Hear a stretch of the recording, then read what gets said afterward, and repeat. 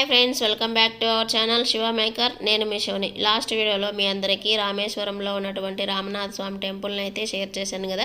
ఇప్పుడు మనం రామేశ్వరం నుంచి కోదండరామస్వామి టెంపుల్కి అయితే వెళ్తున్నాము. కోదండరామస్వామి టెంపుల్ రామేశ్వరం నుంచి 10 కిలోమీటర్స్ దూరంలో ఉంటుంది. ఇప్పుడు మనం రైట్ సైడ్ తీసుకున్నట్లయితే లెఫ్ట్ సైడ్ తీసుకున్నట్లయితే మనకు కోదండరామస్వామి టెంపుల్ వస్తుంది. అలాగే స్ట్రైట్గా వెళ్ళినట్లయితే మనకు ధనుష్కోడి వస్తుంది. ఇప్పుడు మనం ఫస్ట్ కోదండరామస్వామి టెంపుల్కి అయితే వెళ్ళి స్వామివారిని దర్శించుకొని వద్దాం ఫ్రెండ్స్.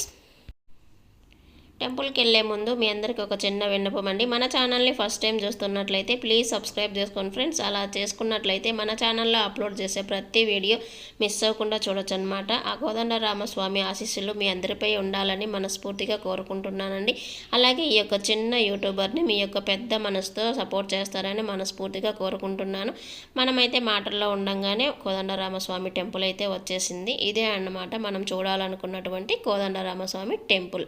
ఈ యొక్క టెంపుల్కి మరొక పేరు ఉందన్నమాట, విభూషణుడి ఆలయం అని కూడా అంటారు. సో ఇప్పుడు మనం టెంపుల్ లోపలికి వెళ్ళేసి ఎలా ఉందో చూసొద్దాం ఫ్రెండ్స్. ఇకపోతే ఈ స్థల పురాణం ఏంటంటే, రావణునితో యుద్ధం గెలిచాక విభూషణునికి రాముడు ఇక్కడే పట్టాభిషేకం జరిపించాడు. విభీషణుడు రావణాసురుని యొక్క తమ్ముడు. ఈ యుద్ధంలో శ్రీరామునికి విభీషణుడు హెల్ప్ చేశాడు. అందుకే రావణాసురుని మరణాంతరం ఆ రాజ్యాన్ని విభీషణునికి అప్పగించారు. ఈ టెంపుల్ లోపల ఈ ప్లేస్కి సంబంధించినటువంటి అలాగే ఈ స్థల పురాణానికి సంబంధించినటువంటి కొన్ని ఫొటోస్ మనం దర్శించుకోవచ్చు. అలాగే శ్రీరాముని యొక్క పాదాలను కూడా మనం ఇక్కడ దర్శించుకోవచ్చు అన్నమాట. ఒకసారి లోపలికి వెళ్ళి లోపల ఎలా ఉందో చూసొద్దాం రండి ఫ్రెండ్స్.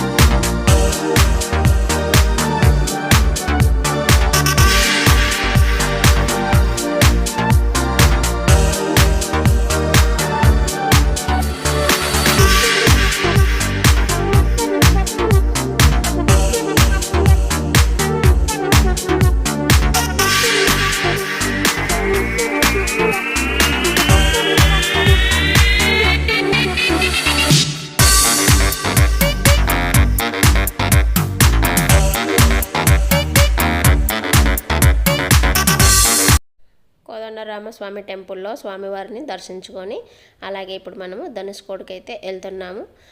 కోదండరామస్వామి టెంపుల్ నుంచి 10 కిలోమీటర్స్ ఉంటుందన్నమాట ఈ ధనుష్కోడికి రావడానికి. ఇక్కడ సముద్రపు మధ్యలో రోడ్డు ఉంటుందన్నమాట. రోడ్డుకి అటు సైడ్ ఇటు సైడ్ వాటర్ అయితే ఉంటాయి. చూసేకి చాలా అంటే చాలా క్రేజీగా ఉందండి. వీడియోలో కన్నా రియల్గా అయితే చాలా అంటే చాలా బాగుందన్నమాట. అలాగే మన యూట్యూబ్ ఫ్యామిలీ మెంబర్స్లో కానీ అలాగే రిలేటివ్స్లో కానీ ఎవరన్నా ఇక్కడికి వచ్చింటే కమెంట్ బాక్స్లో కమెంట్ చేయండి ఫ్రెండ్స్. అలాగే మీ ఎక్స్పీరియన్స్ ఎలా ఉందో కమెంట్ బాక్స్లో కమెంట్ చేయండి. అలాగే ఇది ఇండియాకు బార్డర్ అన్నమాట. ఇక్కడ 2 సముద్రాల నీళ్ళు అయితే కలుస్తూ ఉంటాయి. ఒక సముద్రం వాటర్ ఒక కలర్లో ఉంటాయి, ఇంకో సముద్రం వాటర్ ఇంకో కలర్స్లో ఉంటాయి అన్నమాట. ఇంకా ముందర కొంచెం వీడియోలో చూపిస్తాను, అప్పుడు మీరు గమనించండి వాటర్ ఎలా ఉన్నాయి అని చెప్పేసి. ఇకపోతే మార్నింగ్ 6 నుంచి ఈవినింగ్ 4:30 లోపు ఇక్కడ అలౌ చేస్తారనమాట. లేదా 4:30 తర్వాత అలౌ చేయరు, ఎందుకంటే ఇక్కడ అలలు ఎక్కువగా వస్తూ ఉంటాయి. అది కాక సెక్యూరిటీ లేదు కాబట్టి 4:30 తర్వాత ఎవరిని అలౌ చేయరనమాట. కాబట్టి మీ టైమింగ్ని బట్టి మీరు ప్లాన్ చేసుకోండి ఇక్కడికి రావడానికి. 4:30 అవతలైతే 4:30 దాటితే తర్వాత ఇక్కడికి అలౌ ఉండదన్నమాట. ఇదే అన్నమాట ఇండియాకు బార్డరు. ఇక్కడ 3 సింహాల స్తంభం కూడా ఏర్పాటు చేశారు. ఒకసారి చూసేసేయండి. ఇంకా కొంచెం ముందరికి వెళ్ళిన తర్వాత చాలా అంటే చాలా బాగుంటుంది. ఇక స్థల పురాణం చూసుకున్నట్లయితే ఇక్కడ నుంచి శ్రీలంక 18 and 20 కిలోమీటర్స్ ఉంటుందన్నమాట. 18 and 20 కిలోమీటర్స్ ఉంటే ఇక్కడ లంకలో సీతమ్మ ఉన్నప్పుడు సీతమ్మను తీసుకురావడానికి వానరుల సహాయంతో శ్రీరాముడు ఒక బ్రిడ్జిని కడతాడనమాట. బ్రిడ్జ్ సహాయంతో సీతమ్మ వారిని తీసుకొస్తారు. దానిని రామసేతు అని అంటారని ఇక్కడ స్థల పురాణం ప్రత్యేకత అన్నమాట.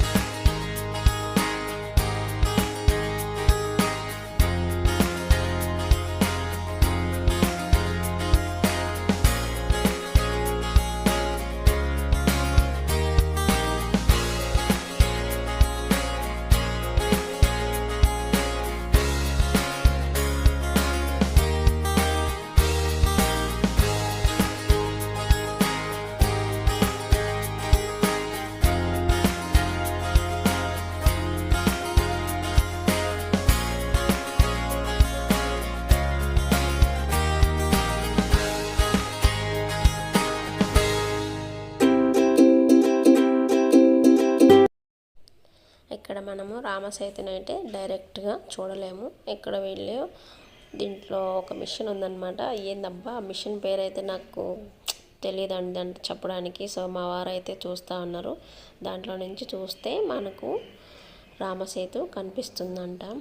అందుకని చూస్తూ ఉన్నారు. ప్రతి పర్సన్కి 20 రూపీస్ తీసుకుంటారు అట్లా చూసినందుకు.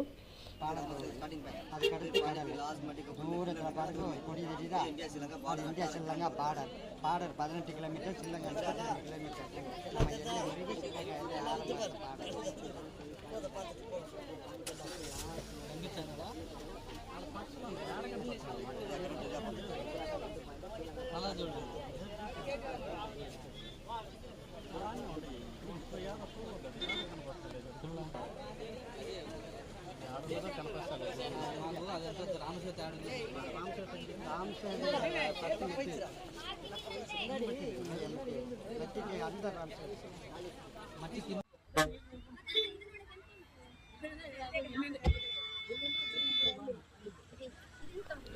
ఈరోజు వీడియో అయితే ఇదే ఫ్రెండ్స్.